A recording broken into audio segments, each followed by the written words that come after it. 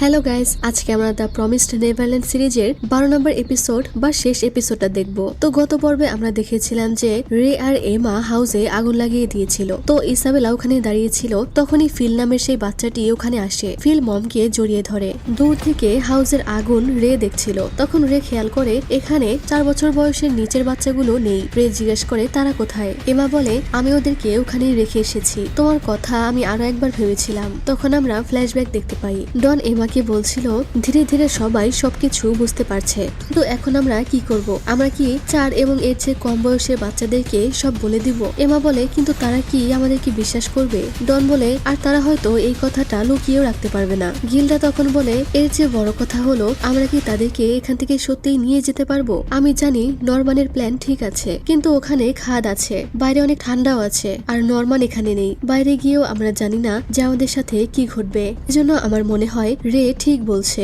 ডন বলে কিন্তু আমরা যদি তাদেরকে এখানে রেখে যাই তাহলে তাদেরকেও পাঠিয়ে দেওয়া হবে। গিল্ডা বলে জানি, কিন্তু এছাড়া তো আর উপায়ও নেই। এমা বলে না, আমি তাদেরকে এখানে ছেড়ে যেতে পারবো না, আমি সবাইকে নিয়ে যেতে চাই। আর তখন গিল্ডা বলে কিন্তু বাকি প্ল্যান্টের বাচ্চাদের কি হবে? শুধুমাত্র আমাদের পালিয়ে যাওয়াটাই কি ঠিক? আমরা তাদেরকে কখনো দেখিনি, কিন্তু তারা তো আমাদের মতোই বাচ্চা, সবকিছু থেকে অজানা একটি খুশি পরিবারে রয়েছে তারা। এসব শুনে এমা অনেক অবাক হয়, কারণ গিল্ডা তো ঠিকই বলছিল। আর এরপর এমা এটা নিয়ে চিন্তা করতে থাকে। এরপর সে ফিল নামের ওই বাচ্চাটিকে সবকিছু বলে, হাউস এবং মমের ব্যাপারে সবকিছু। ফিল তখন এটা শুনে বলে আমি এটা জানি। তারা তো এটা শুনে অবাক হয়। সে বলে আমি দেখেছিলাম সিস্টার ক্রন নরমানের বেডের নিচে কিছু চেক করছিল। যেদিন নরমান এখান থেকে চলে যাচ্ছিল তখন তুমি মমকে দেখে অনেক ভয় পেয়েছিলে। আমি বুঝতে পেরেছিলাম যে কিছু একটা ঝামেলা হয়েছে। সে বলে তাহলে কি নরমান মারা গেছে? কনিও তাই না? সবাই মারা গেছে তাই না? এটা বলে সে কান্না করতে থাকে। ফিল খুবই বুদ্ধিমান ছেলে ছিল, এই জন্যই এমা তাকে বেছে নেয়। বর্তমানে এমা বলতে থাকে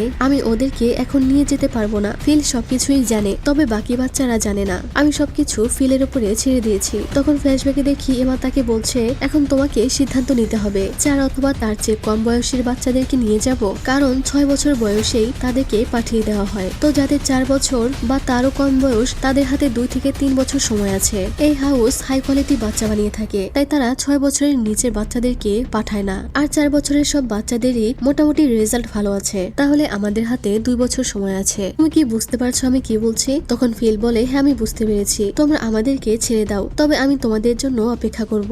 এমা বর্তমানে বলতে থাকে কিন্তু আমি হার মানিনি। 2 বছরের মধ্যে আমি এখানে আবারও ফিরে আসব এবং তাদের সাথে সাথে বাকি প্ল্যান্টের বাচ্চাদেরকেও বাঁচিয়ে নিব। এদিকে মম ফিলকে জিজ্ঞেস করে যে বাকি বাচ্চারা কোথায়। তখন ফিল তাদেরকে অন্যদিকে নিয়ে যেতে শুরু করে, যেদিকে ছোট বাচ্চাগুলো রয়েছিল। বাচ্চাগুলো অনেক ভয় পেয়েছিল, তারা মমকে দেখে শান্ত হয়। এরপর ইসাবেলা হেডকোয়ার্টারের সাথে যোগাযোগ করে আর তাদের জানিয়ে দেয় যেখানকার কিছু বাচ্চা পালিয়ে গেছে। আর তখনই এখানে অ্যালার্ম বাজিয়ে দেওয়া হয়। তারা এটা শুনতে পায়। রে জিজ্ঞেস করতে থাকে এখন কি করব।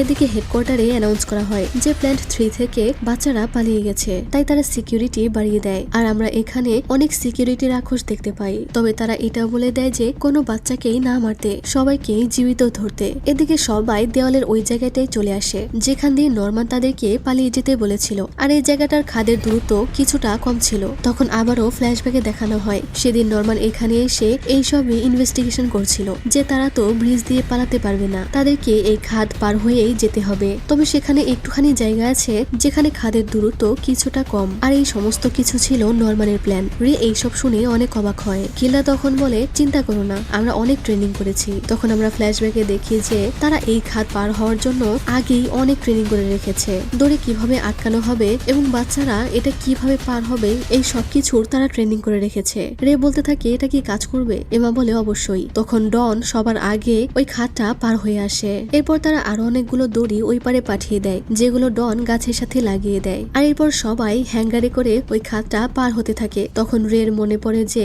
এইসব খেলা তো বাচ্চারা আগেও খেলেছে। তখনই রে ওখানে নরমানকে অনুভব করে। রে তার উদ্দেশ্যে বলতে থাকে তুমি আমাকে কি বলতে চাও? নরমান বলে আমি তোমাকে বোকা বানিয়েছি। অবশেষে আমরা এই দিনটা দেখতে পেলাম তাই না? রে বলে হ্যাঁ, আমি ভাবিনি যে আমরা সবাইকে নিয়ে এখান থেকে পালাতে পারবো। নরমান বলে আমারও এটাই মনে হয়েছিল, কিন্তু এমার জন্য আমি এটা করতে পেরেছি। নরমান আসলে মারা গিয়েও তাদের খুব কাছেই ছিল। নরমান তাকে বলছিল তুমি কখনোই হার মানবে না। এদিকে ইসাবেলা হেডকোয়ার্টারের সাথে যোগাযোগ করে আর জানতে চায় যে বাচ্চারা কি ব্রিজের ওখানে গেছে কিনা। আসলে ইসাবেলা ভাবছিল যে তারা তো খাদ পার হতে পারবে না, তারা হয়তো ব্রিজ দিয়েই পালাবে, কিন্তু এমাদের প্ল্যান তো সে জানতোই না। তখন এটা বুঝতে বুঝতে পেরে সে দেওয়ালের দিকে যেতে শুরু করে। এদিকে একটি বাচ্চা খাতটা পার হতে পারছিল না, তার অনেক ভয় লাগছিল। আর ইসাবেলা তাদের দিকে দৌড়ে আসছিল। তখন রে ওই বাচ্চাটাকে কোলে নিয়ে নেয় আর বলে আমি তোমাকে পার করব। সে এমাকে বলে তাকে তার সাথে বেঁধে দিতে। এরপরে রে ওই বাচ্চাটাকে নিয়ে পার হয়ে যায়। এদিকে ইসাবেলাও ওই দেওয়ালের উপরে উঠে যায়। রে পার হওয়ার পর নরমানকে বলছিল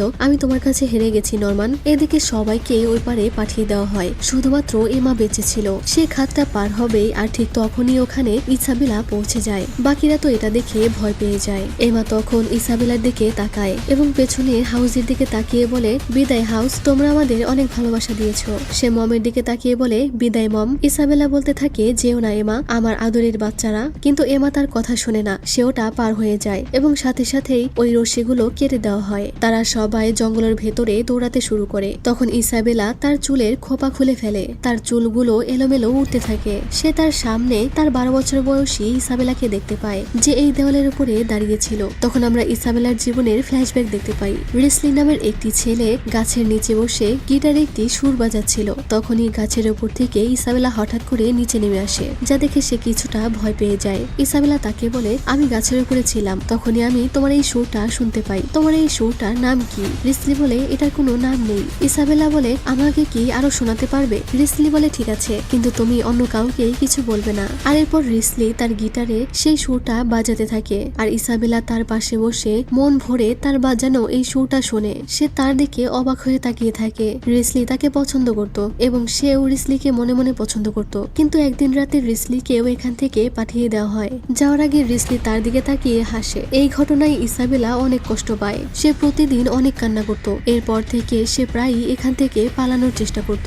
এরপর একদিন পালানোর জন্য সে ওই দেওয়ালের উপরে উঠেই যায়। তখনই তাদের হাউসের মম তাকে হাতের ইশারায় ডাকে। সামনে যেহেতু খাত ছিল তাই ইসাবেলার আর কিছুই করার ছিল না। সে তার সাথে চলে আসে আর হয়তো সে মম হওয়ার জন্য রাজি হয়েও গেছিল। তাকে মম বানানোর জন্য পাঠিয়ে দেওয়া হয় আর এরপর তাকে সেই গ্র্যান্ডমার কাছে পাঠিয়ে দেওয়া হয়। এরপর থেকে ইসাবেলার মম হওয়ার লড়াই শুরু হয়। সে অনেক পরিশ্রম করে মম হয় আর এরপর আমরা তাকে প্রেগনেন্ট অবস্থায় দেখতে পাই। অর্থাৎ এই মমদের প্রথম কাজ ছিল সন্তান জন্ম দেওয়া। যারা মম হওয়ার জন্য রাজি হতো তাদেরকে হেডকোয়ার্টারে সন্তান গর্ভধারণ করানো হতো। কিন্তু ইসাবেলা কোনোদিনই রিসলিকে ভুলতে পারেনি। সে সব সময় রিসলির ওই সুরটা গাইতো। আর এরপর তাকে প্ল্যান 3-তে মম হওয়ার দায়িত্ব দেওয়া হয়। সে ওখানে চলে আসে এবং এখানকার বাচ্চাদেরকে বড় করতে থাকে। এরপর একদিন ইসাবেলা দেওয়ালের পাশ দিয়ে হাঁটছিল আর তখনই সে ওই সুরটা শুনতে পায়, যেটা সে প্রায়ই গায়। ইসাবেলা এটা শুনে অনেক অবাক হয়ে যায়। সে ওই সুরটা অনুসরণ করে সামনে এগিয়ে যায় আর দেখতে পায় ওখানে রে বসে এই সুরটা গাইছে। সে তাকে জিজ্ঞেস করে রে তুমি এই সুরটা কোথা থেকে শুনলে? রে তখন তার দিকে তাকিয়ে হাসে। ইসাবেলা বুঝতে পারে যে রে আসলে তারই গর্ভে ধারণ করা সন্তান আর রে এই ব্যাপারটা জানতো। আর আমরা তো জানি যে রের অনেক ছোটবেলাকার কথাও মনে ছিল আর হতে পারে এই সুরটাও তার কোনোভাবে মনে আছে। সে তাকে জিজ্ঞেস করে মম তুমি আমাকে জন্মই কেন দিলে? ইসাবেলা কিছুই বলতে পারে না আর এজন্যই মূলত ইসাবেলা তাকে বেঁচে থাকার জন্য একটু বেশি সময় দিয়েছিল। তো বর্তমানে ইসাবেলা বলে আমি হেরে গেছি। সে ওই দড়িগুলো টেনে আনতে থাকে, তার চুলগুলো এলোমেলো ভাবে উঠছিল। তখন সে বাচ্চাদের উদ্দেশ্যে বলে যাও তোমরা নিজেদের খেয়াল রেখো, আমি তোমাদের জন্য দোয়া করব।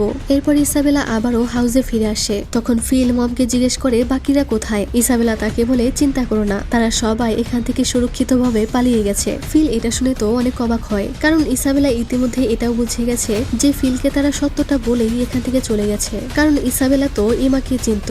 ইসাবেলা সমস্ত বাচ্চাদেরকে খেয়াল রাখতে শুরু করে আর তাদের ব্ল্যাঙ্কেট দিয়ে ঢেকে দেয়, যেহেতু বাইরে অনেক ঠান্ডা ছিল আর হাউসটাও জ্বলে গেছিল। আর এদিকে তারা সবাই জঙ্গলের মধ্যে দিয়ে প্রাণপণে দৌড়াচ্ছিল। তারা সবাই শেষ পর্যন্ত এই নরক থেকে পালাতে সক্ষম হয়। এমা বলছিল আমরা পেরেছি নরমান, আমি সবাইকে এখানে নিতে আবারও চলে আসব। এটা হলো আমাদের প্রথম স্টেপ। এরপর কালো অন্ধকার রাতটা শেষ হয়ে সকালবেলার সূর্য ওঠে। এমা বলে এটা আমাদের নতুন জীবনের প্রথম সকাল। আর এখানেই এই সিরিজটা শেষ হয়ে যায়। গল্পটা কার কাছে কেমন লাগলো আমাকে কমেন্ট করে জানাবে। আমি কিন্তু তোমাদের সবার কমেন্ট পড়ি। আর হ্যাঁ, এরপরে তোমরা কোন সিরিজটা দেখতে চাও সেটাও আমাদেরকে কমেন্ট করে জানাতে পারো। ভিডিওতে লাইক করে দিও আর চাইলে আমাদের বাকি চ্যানেলগুলো এক্সপ্লোর করতে পারো। যাই হোক, আজকের মতো আমি এখানেই বিদায় নিচ্ছি। ভালো থেকো, সুস্থ থেকো, আল্লাহ হাফেজ।